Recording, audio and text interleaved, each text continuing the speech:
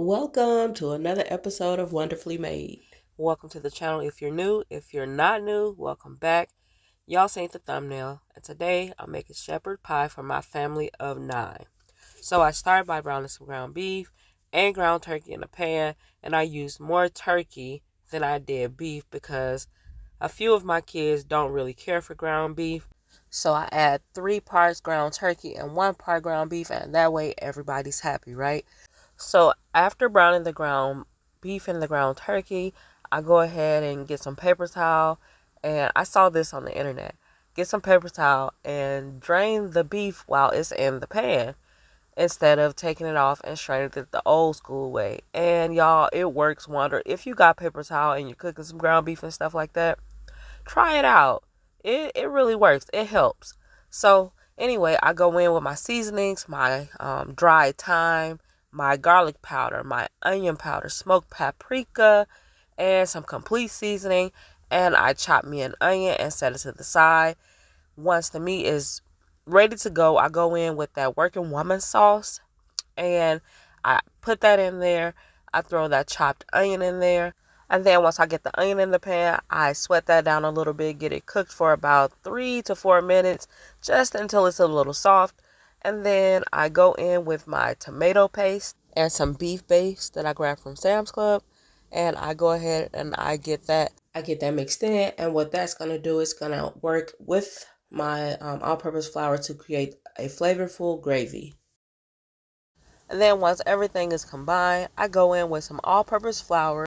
And what the flour is going to do, the flour is going to work as a thickening agent and is going to create a gravy for the meat.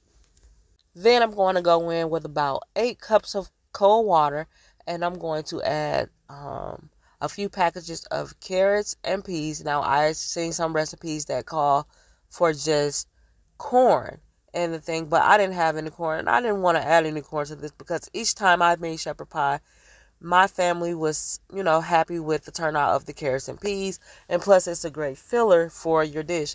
And then I get that all combined, put a lid on it, and I let that cook for about 30 minutes. So next we're going to work on the mashed potato part. I take some whole potatoes, wash them, peel them, and cube them, and then I get a pot on the stove with hot water, and then I add some chicken base to it, get that stirred all in to season the water for the potatoes. Once the potatoes are in there, I work on shredding some fresh block cheese. Block cheese is the way to go. Block cheese has so much flavor, and it only takes a few extra minutes to shred the cheese.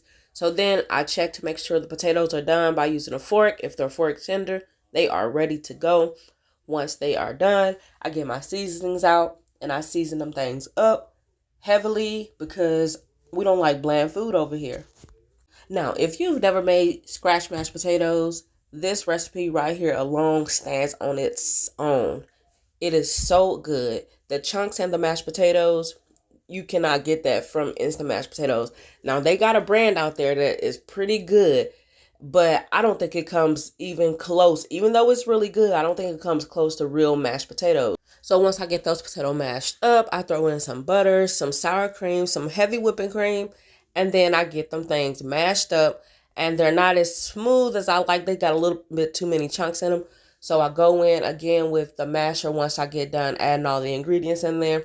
And I smooth them out just a little bit more because the chunks in there is going to give your shepherd's pie dish a lot of texture. So, yep, I'm about done with those. And look at that. Oh, my goodness. I could just stop right there and eat this for dinner. If it was just me, I would probably just eat the potatoes and then come back the next day and finish making the shepherd's pie. But since it's for the family, I ain't going to do them like that. I'm going to go ahead and finish the dish.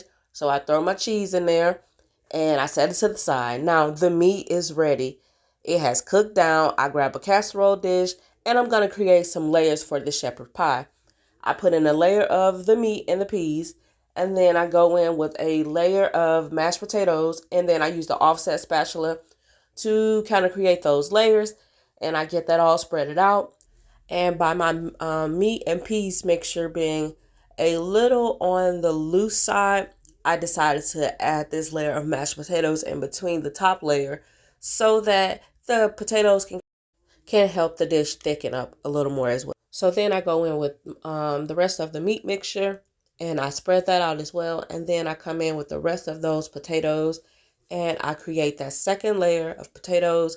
And then I top it with the cheese. And then I put it in the oven until it is brown on top and then the cheese is completely melted. And look at how beautiful this shepherd pie is. This is the best one yet that I've made. If you made it this far in the video, please comment down below and tell me if you've ever had a shepherd's pie and would you try this shepherd's pie, because this thing looks good. If you like what you see, hit that like button and also hit the subscribe button. Now here come that glamour shot right here. Yes, look at it. I'm playing y'all up some because y'all get first dibs today. This is a real simple recipe that anybody can make. You probably already have the ingredients in the kitchen right now. So go ahead and whip you up some shepherd's pie. What you waiting for? Hit that like button, hit that subscribe button, and remember, the best food is real food, simple food. All right, see y'all in the next video.